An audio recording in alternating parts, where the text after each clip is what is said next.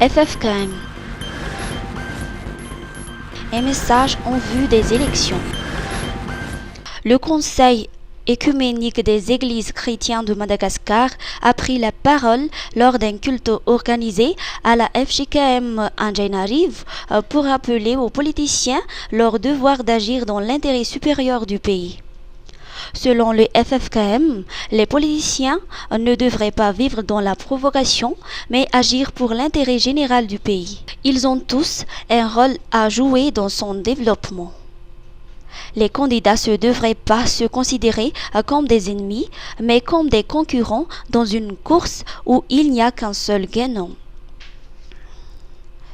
Ce culte a également été l'occasion de mettre sous la protection divine les élections prévues pour le 11 décembre prochain. Les différents messages transmis aux candidats a rappelé l'importance de la droiture, du respect des règles et de la recherche du bien-être collectif dans le processus électoral. 4 des 7 candidats à la mairie de la commune urbaine d'Antananarivo étaient présents lors de cette culte.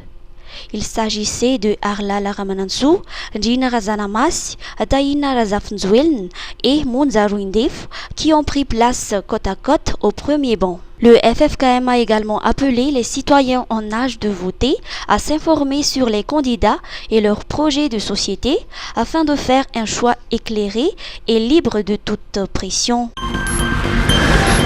Gina Razanamas. Réaction. Les réactions du candidat Gina Razanamas ne se sont pas fait attendre hier, suite au culte organisé par le FFKM.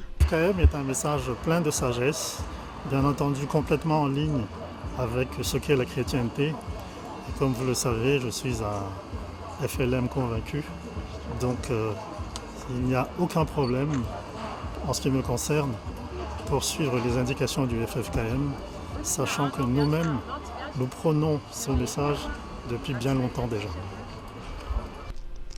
À quelques jours du début de la campagne électorale, le candidat indique que les préparatifs font bon train. Ses priorités se résument en 3 points. Nos priorités, elles sont relativement simples. Ça se résume en 3 points. Le premier, c'est la transparence. Le second, c'est l'exigence vis-à-vis de la population en termes de civisme et de discipline. Et le troisième point, c'est l'ancrage culturel. Nous voulons que cette campagne et notre gestion de la ville soit très ancrée culturellement dans la culture malgache. Parce que s'il n'y a pas d'ancrage culturel, il n'y a pas de pérennité, quelle que soit l'action qui est faite. Pour ça, je vous prierai de vous référer à toutes les actions qui ont été entamées et poursuivies par les bailleurs de fonds. Je pense personnellement qu'elles sont très positives. Malheureusement, elles n'ont pas été assez ancrées culturellement. Et donc, dès que le Gina Razanamas souhaite bâtir une ville qui offre des opportunités pour tous. Sa vision repose sur l'amélioration des infrastructures, le renforcement de la sécurité et la promotion du développement durable. Il souhaite entre autres moderniser les transports publics, développer des solutions énergétiques efficaces avec la Jirama et soutenir les entrepreneurs locaux pour créer de nouvelles opportunités d'emploi. Électricité. Baisse de la production dans les prochains jours.